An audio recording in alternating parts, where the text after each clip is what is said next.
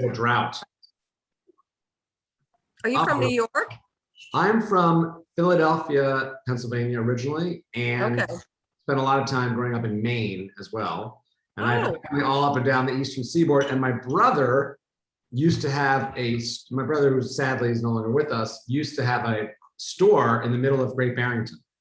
Get out. Yeah. Have you been in Great Barrington for a long time, or you know that area? I've been in the Berkshires for about 20 years. Oh, okay. So he had a store there. Yeah, that was that period. He had a store there called The Lion, the Witch, and the Wardrobe, which was this very cool Art Deco, Art Nouveau antique store right in the middle of town. Really fun stuff. That was his how amazing. That was your brother. Yeah. So I used to go up there and help him out and stuff. Yeah. Oh, well, you really have to come back then. That's too good. Yeah.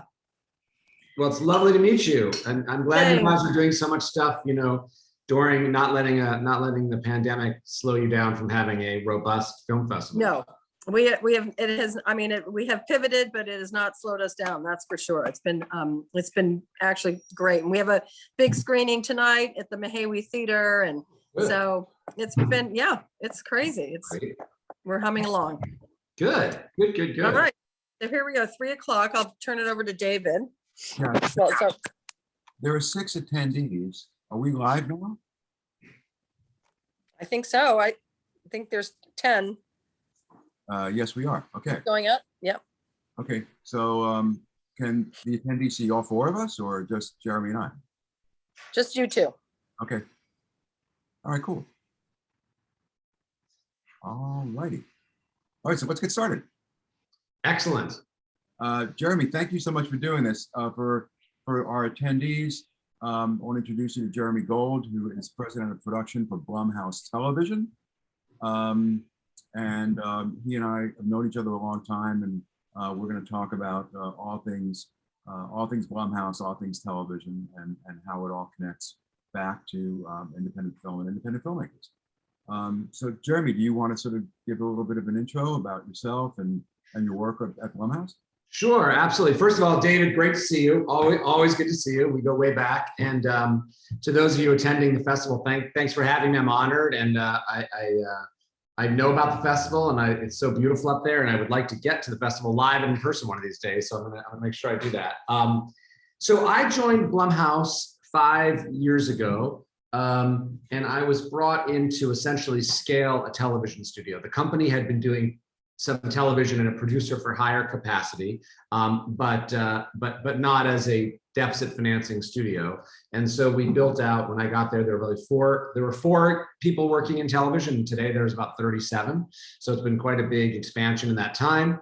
And just quickly on background, Blumhouse was built behind this incredibly profitable model of producing lower budgeted genre movies, mostly thriller and horror, that even when they lose money, they don't lose much because they haven't made for much. And when they win big. And what managed to happen over the years of building a, over 4 billion plus box office success was that this brand became so meaningful to an audience. And, our research with our partners and streamers keep showing us that the Blumhouse brand, knock on wood, is one of the most meaningful sort of studio names to consumers, and they actually pursue it. So they pursue our material. So the goal for me was, and continues to be, and for us, the television company, to embrace the very powerful audience, facing brand of Blumhouse and expand upon it. And under the television company, we produced lots of series, both scripted and limited, and also documentary series, and also lots of movies for the streaming platforms. So I'll pause there. That's actually a good moment to segue, because I think what we were talking about is, how do you differentiate movies from television? And where kind of it's all television, right? I mean, you're making films, but it's still television. You have prime time, cable, and streaming. About television, there are films running on streaming platforms that are eligible for Emmys. Started in theaters or even at film festivals. So how does that play into your strategy and your approach? It's a great question. I mean, here's how I would attack this. Our business has changed so radically in the last several years. I mean, it always changes, right, over decades, but it's changing moment to moment these days. And the consumer habits have changed. And for us, we really lean into our brand. And that I like to think that we're having a conversation with our audience, and that conversation they will follow us, whether that's in a theatrical movie setting, or that's on a television limited series setting, or that's a movie on a streamer setting. They're still having this conversation. We are having this conversation with them about things that scare us all, and not just horror, but more broadly, lots of topics. And that's how we look at it. That's how we at Blumhouse look at it. Is really it's an incredibly it's a great opportunity moment in filmmaking and television making to be able to tell stories in so many different ways on so many different platforms, and always coming back to and kind of always bracing ourselves to the brand. Yeah, while we expand upon it, but still remaining true to it. Do you find now that we're sort of in this world where the lines are so blurry, that the creative that's sort of changing because of streaming is going to actually change films, right? We're sort of debating now amongst ourselves what actually is going to be considered a cinematic experience when you sort of add the day and date strategy and how creative is sort of changed by streaming. Does that sort of figure in for you? We do discuss, we definitely have robust discussions at Blumhouse when we look at material about whether it should go theatrical or be a streaming experience. And I should note that one of the many things I think that sets us apart in terms of the ethos of the company, and it's important, it's germane to this discussion, is that we all work incredibly closely together, the film side of Blumhouse and the television side of Blumhouse. We're still, even today, not that big of a company. We're much bigger than we were, but one thing I found coming up as a young executive at bigger studios was that sometimes there's almost a sibling rivalry, not almost, there is a sibling rivalry between the television company and the movie company. You experience this too, David, in your career, I'm sure, at bigger studios. And that's just not how we see the world at Blumhouse at all. So we often will get a piece of material and we'll throw things, over the fence, back and forth, film and TV, and not for us, I think it's for you guys, let's talk about it. But to your question, I think viewer habits have changed a lot, and I think you're right in terms of what is quote unquote theatrical and what is not. And the interesting thing is, you'll see a movie like Extraction. I had nothing to do with it, but I'm pulling that out as an example, which was a big hit on Netflix and a really entertaining, kind of great, action movie with an emotional kind of, through line to it. That movie in a different moment probably would have gone theatrical but that movie is a massive success on Netflix. And I think that's part of that is pandemic related, that everyone was looking for experiences at home, because that was launched at an even worse moment in the COVID experience than we're in now.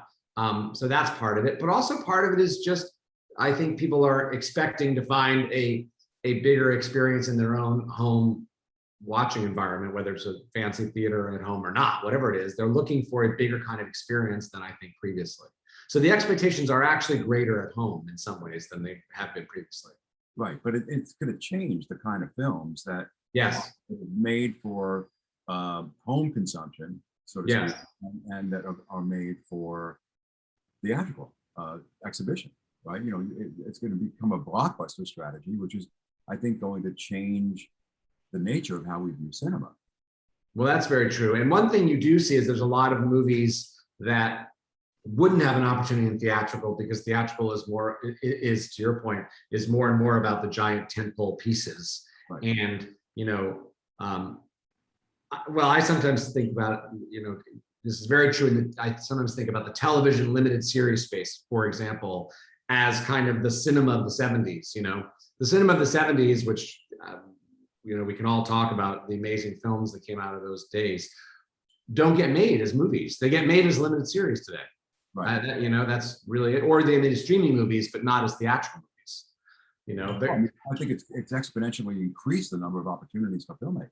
absolutely. I have growth of hungry streaming platforms. They can't get the content in fast enough. Yes, correct. They just need more and more content. I've had filmmakers say to me that they're afraid to pitch. It's like, what if they turn me down?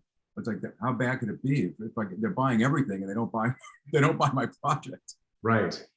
Well, one point I want to make here, David, on this topic that's interesting, especially speaking to, I assume, a lot of filmmakers here, is that I still find, both in the documentary space and in the narrative space, there are certain filmmakers who really want that experience of going, you know, taking their friends and family to the multiplex to see their movie they made.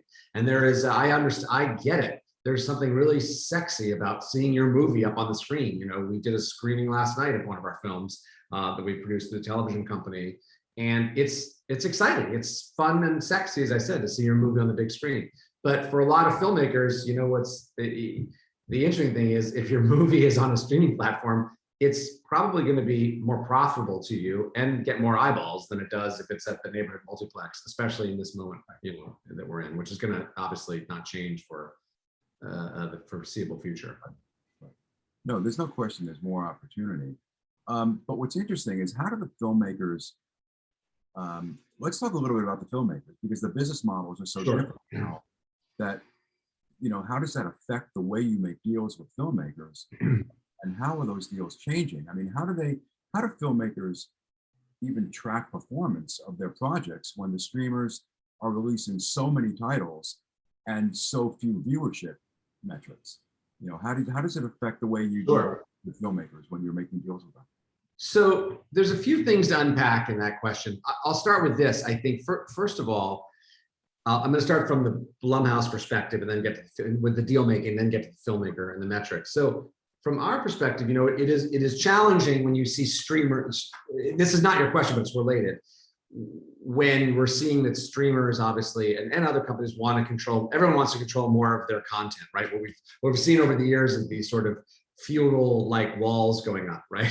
And you work in that walled garden or that walled garden, and you know, and they all have their own internal, you know, captured studio business, et cetera. So when you're an independent, as we are, it's more challenging out there. And so we have to really rely on the power and strength of our IP and our genre, and that we're kind of, you know, in some ways really try to be among the best in class at what we do.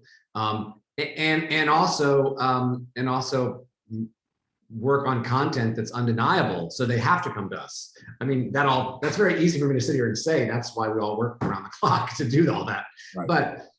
But that's how we counterbalance this idea where they want to own everything, right? So that's one, and that we then can obviously take excellent care of our filmmakers, because in success, you know, we're only as successful as our filmmakers. We want them to obviously, you know, be very profitable. It's widely recently been reported about this deal we recently structured with Peacock for The Exorcist.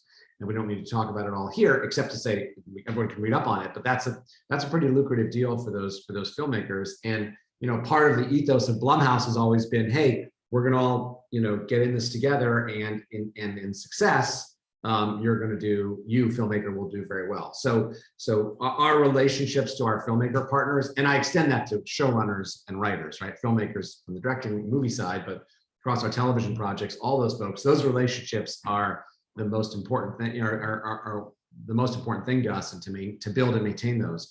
But as to your question regarding streamers, so the streamers are starting to open up a little bit more. Those beaches have softened a bit in terms of the information that they are willing to share. And there are now some websites you can go to where they share a little bit more. I think part of it is, I actually think it's a little bit about, for a filmmaker, getting their head around a new normal in terms of what you expect to hear back from the results of your film. But I have seen over the time, we've observed a bit of eroding of that. And even in the way our network partners share with us the details, it's starting to get a little bit better. I have a very unscientific approach, David, to how to get metrics out of the streamers, which is after we've distributed something onto a platform, I will take that executive out to lots of drinks and get them liquored up, and then they tell me. Now that is not scientific, but that's how I have found some metrics information. And they don't teach you that in film school. They don't teach that in film school, but that's my trick. Yeah. Yes. Someone might be mad at me for saying that, but that's the truth. Yeah. But nevertheless, the models, are for the filmmakers have really changed. Absolutely. These streaming platforms. Yeah. Can you talk a little bit about that for the audience of filmmakers that are going to watch this, about how you see the deal making changing in a way that benefits them, and where the obstacles are? Well, I'd answer it this way.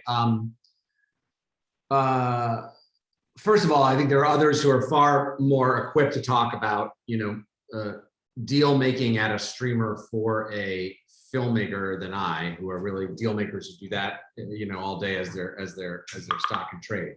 But what I would say is that I think it's, it's a little bit about getting paid a lot on the front end, because we Blumhouse, for example, on the theatrical side is always focused on box office bonuses, right? And so the idea was always you work for scale, but in success, The Purge,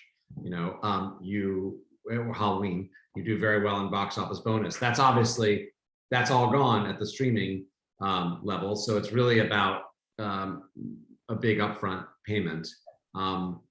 And there are buyouts, of course, downstream too. So that would be the sort of biggest headline I would offer.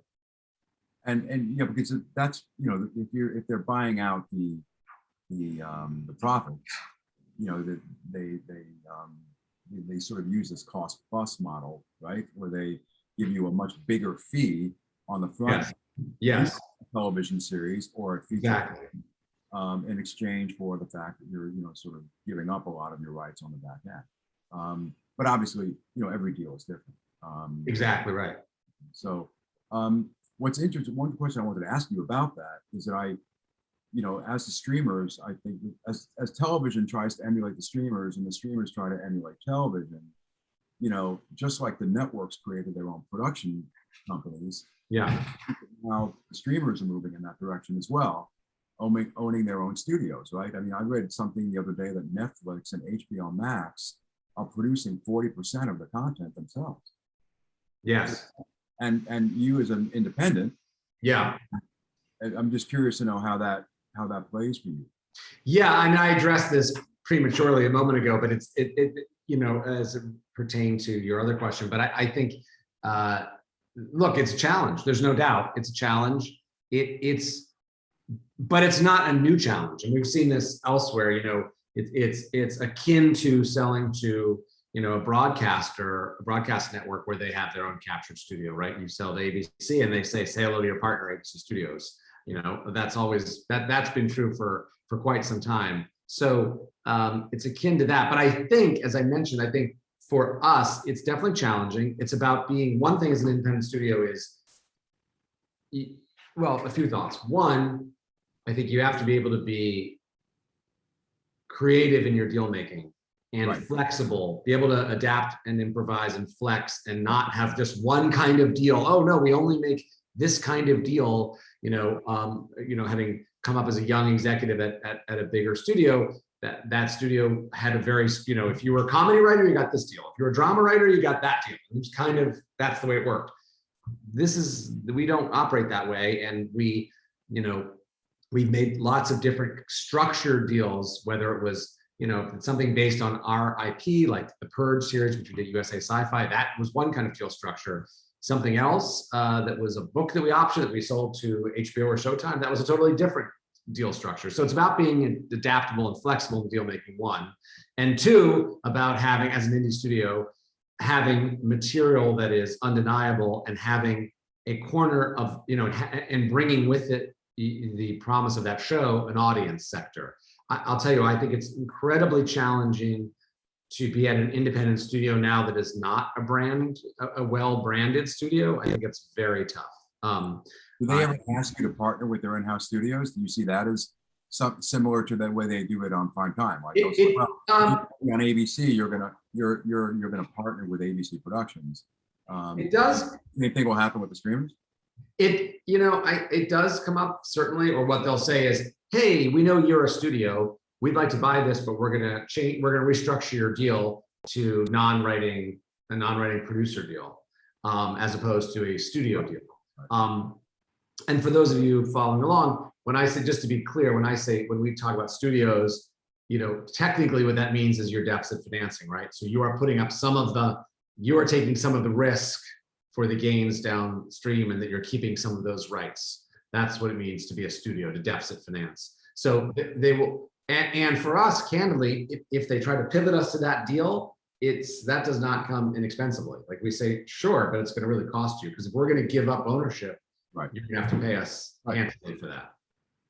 So, that's how that works. And I think, you have to have it's simple supply and demand, right? You have to have something that they want so badly, they'll do it in a way that isn't necessarily how they like to do it. Cool. I wanted to actually make sure that we touched on binge-watching and how binge-watching. Yes. Oh, good. How that's affecting. Like, do you specify and differentiate with your projects when you're pitching to a streamer, or anybody for that matter? Which projects, what would really be for a streamer, which projects you think this should be rolled out weekly, as opposed to this would play better as a binge, or vice versa? Because I noticed that some shows like Succession, Handmaid's Tale, Morning Show, they're able to roll those out weekly and generate a lot of interest. There are other shows where, like on Netflix especially, you can basically watch the whole show when they release it. I love this question. I'm going to address it first personally, my own taste as a viewer and as a maker of content, and then secondly in the business. I feel strongly about this because there are certain shows that the joy of it is letting it marinate, right? And that these episodes are made.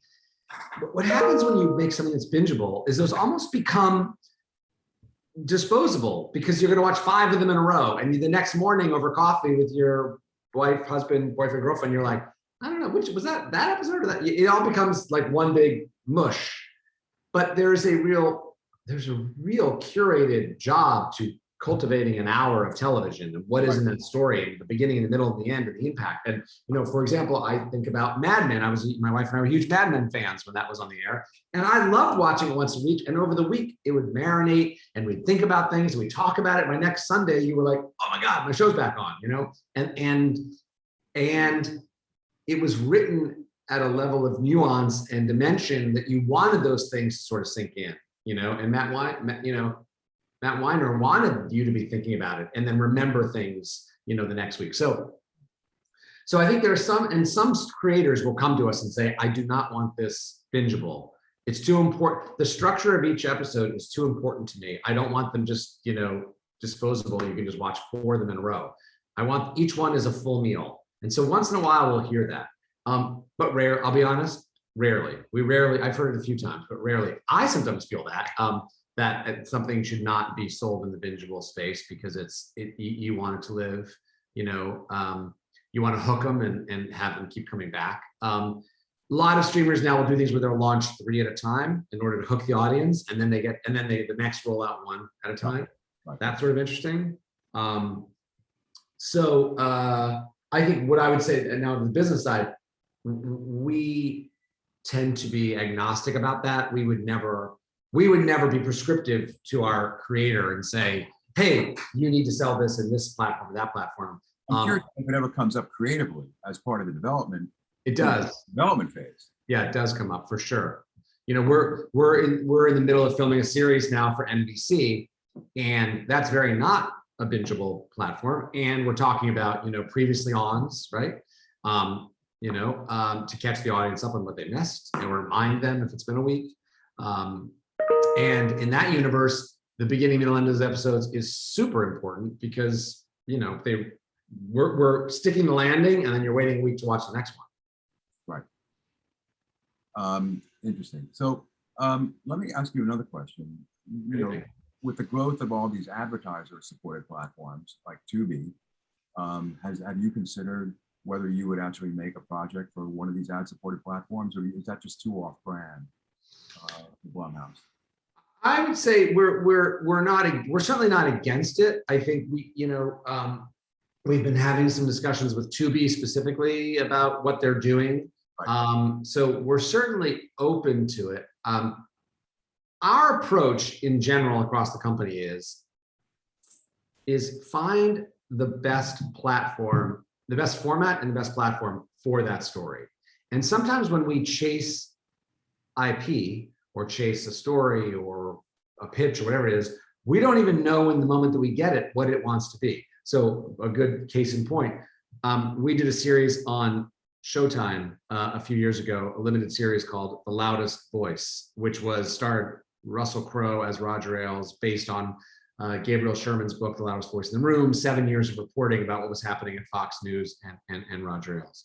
And when we optioned that book, it was one of the first pieces I optioned when I got to Blumhouse, we were agnostic about what it wanted to be. We knew we wanted to tell that story.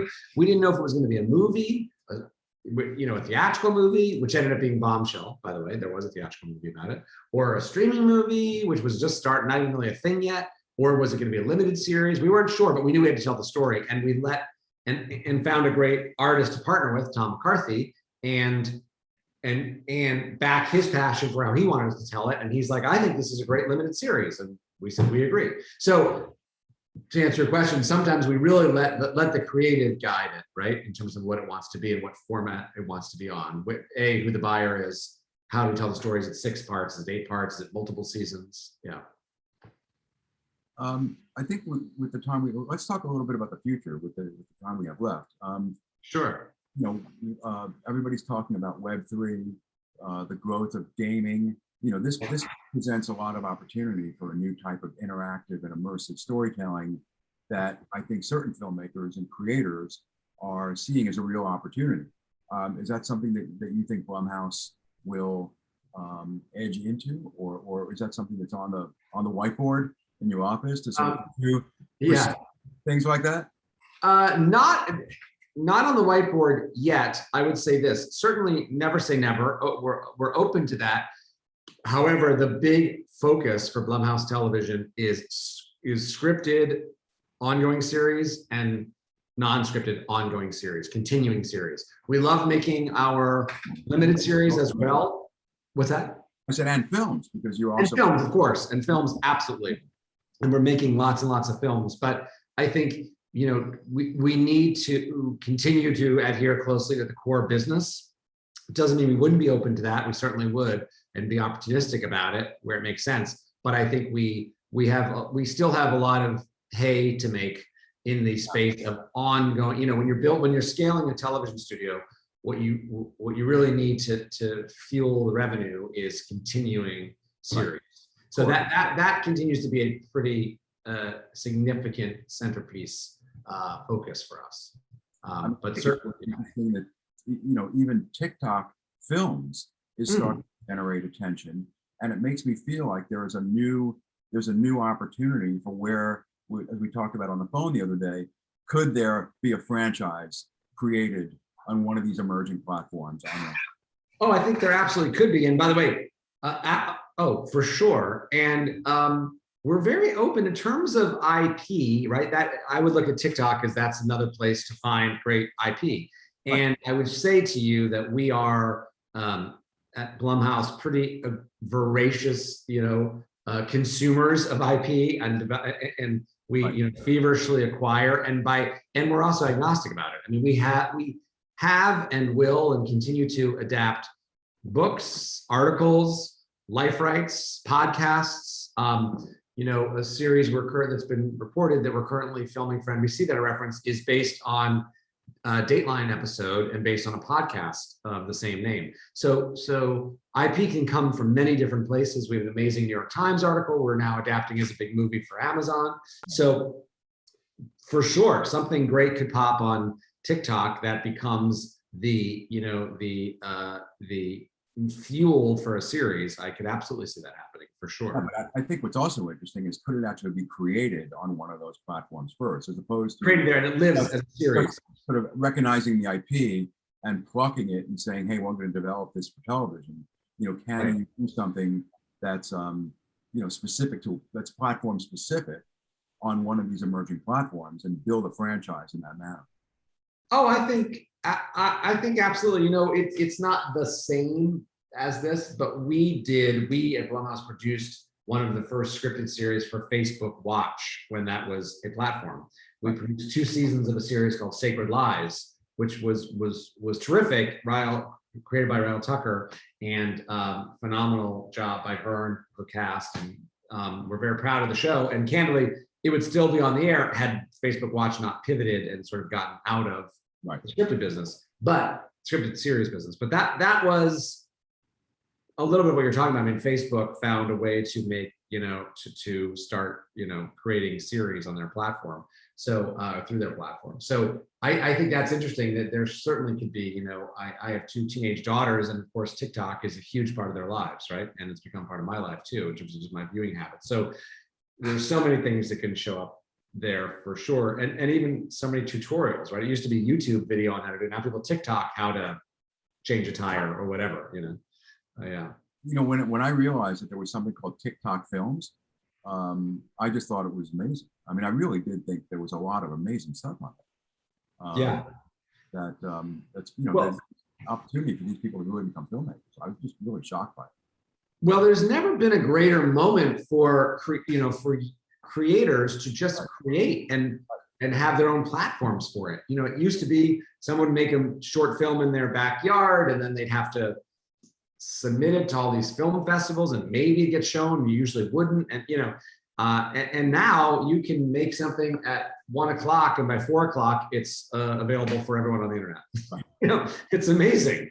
I mean, that is, so it's a really rich time for young, burgeoning filmmakers, and we meet a lot of them. By the way, we have a lot of, for example, we have an ongoing relationship with a young Mexican Canadian filmmaker named Gigi Salguero, who did a movie for us called Culture Shock on Hulu, and most recently a movie for us called Bingo Hell on Amazon.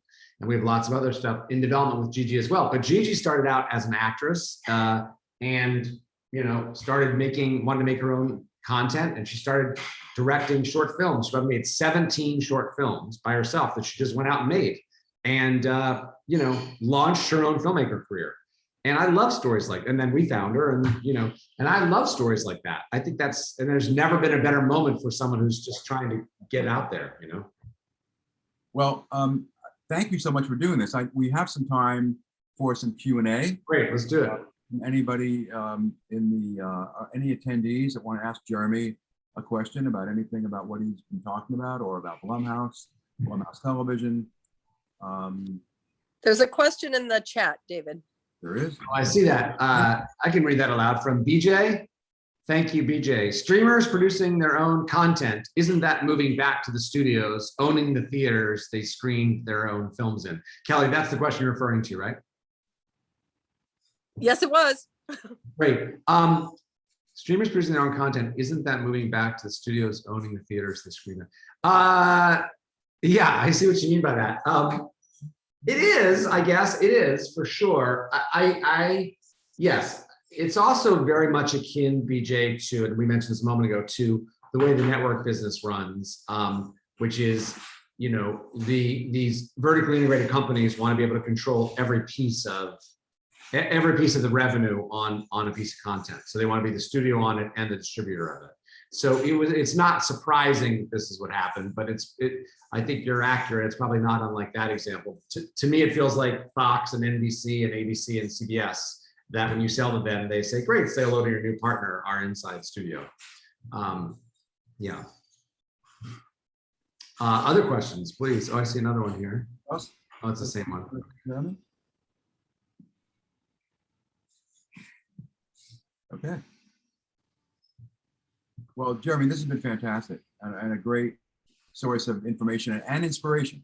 Oh, good. I hope so.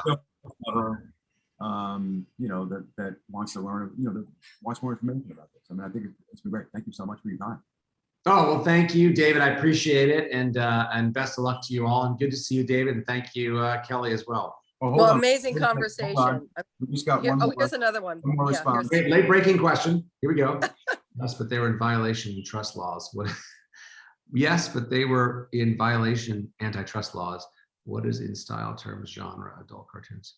Oh, what is in style terms In genre? terms of genre, I think the question is What? what's currently hot and in style for genre, what types of genres? Well, I'll tell you where I think there's a. I'll tell you where I think BJ Blumhouse is in there's the a white. genre with the way Yeah. they started out doing horror films. For sure. And I think, here, I've been answered that two ways. One, BJ, I think we've worked very hard, and I give credit to all my colleagues because I was not there. I could take zero credit for these things I'm about to mention because it predated me at Blumhouse and it's the theatrical side. But one, a movie like Whiplash, a movie I worship, Whiplash was a psychological thriller and it was a monster of a different kind, right? But J.K. Simmons' character is a monster in that movie. He's a monster. And Get Out changed the landscape of genre movies. So one, I think the company has done a very good job of making genre cool, making horror and it used to be that like a movie couldn't both be a horror movie and be premium and and critically acclaimed. And those movies I just mentioned are both Oscar nominees, and Oscar winners in the case of Get Out. Are they both Oscar winners? They're both Oscar winners. So that's one. But two, I think there's a white space now. I think the next, forget white space. I think the next trend you're seeing is sort of YA horror. I think that's a big space, like genre YA. I think it's already, all the streamers are doing a lot of it and looking for more. But I think you're going to see continuing.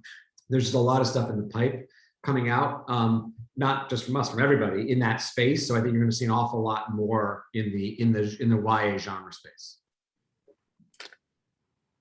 And then he also was asking about the studio system in terms of violation of antitrust laws. I don't think we're quite in the same place here because there's such a vibrant marketplace. Yeah, I think that's true. So there's really, I think that the days of antitrust laws, BJ, there was such a bottleneck, right? I mean, the big media companies had all the control because there were only a handful of outlets. I think now there are so many that the power has really been put more in the hands of the audience than it has, that it certainly was during the days of the antitrust laws. So I'm not sure the two times in our history really match up. I hope that shed some light. Anybody else have a question for Jeremy? Okay, man. Thanks, Jeremy. Very good. What a great, Thank you. great conversation. Oh, Thanks so much for Kelly. sharing with us. Really, really great. Listen, my pleasure. I really appreciate the time, everybody, and best of luck there at BIFF. I'll be watching. We'll get you out here, Jeremy. Let's do it. I'm ready. Thank you all. Take care. Take care. Thanks again. Thank you. Bye.